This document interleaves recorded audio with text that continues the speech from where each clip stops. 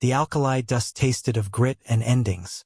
It settled in a fine, pale film over everything in the ragged camp, the sun-bleached canvas of the tents, the raw lumber of the shacks, the weary lines etched around Maylene's own eyes.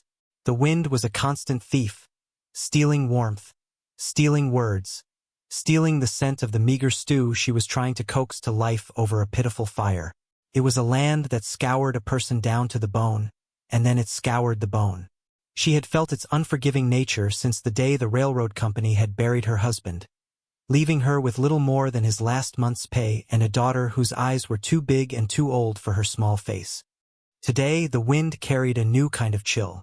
It came with the jangle of spurs and the creak of leather, sounds that made the other Chinese women pull their children inside and fall silent. 3 men on horseback blotted out the already harsh sun. Pinkertons.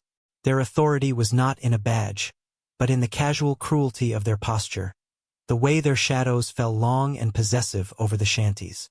The one in the lead, a man with a sun-scorched face and colorless eyes named Cole, dismounted. His gaze swept over the camp with a landlord's disdain before it settled on Maylene. She felt the weight of it like a physical blow, a cold dread coiling in her stomach. Her daughter, Anmei, clutched the fabric of her trousers, hiding behind her leg. Maylene stood frozen, her mind a frantic scramble. She had done nothing. She kept to herself, her world shrunk to the space between her small shack and the communal well.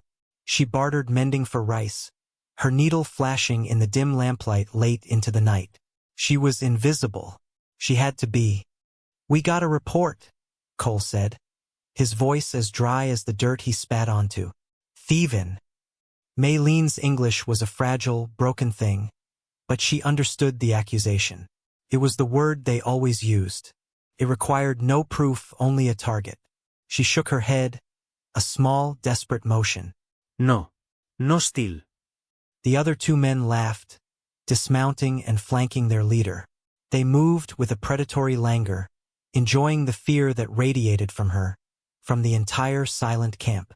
"Company property," Cole continued, gesturing vaguely toward the railroad tracks that scarred the horizon. "Dynamite caps. Someone's been liftin', It was a lie, a pretense as thin as worn cotton. But the truth did not matter here.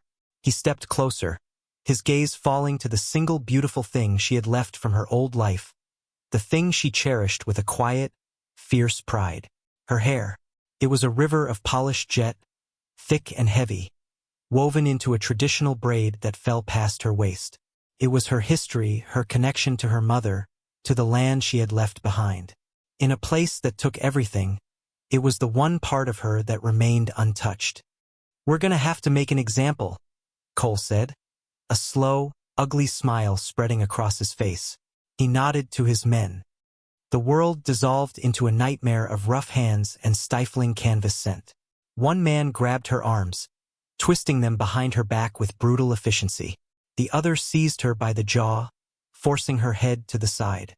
And May screamed, a thin, piercing sound of pure terror. Maylene struggled, a frantic, useless thrashing against unyielding force.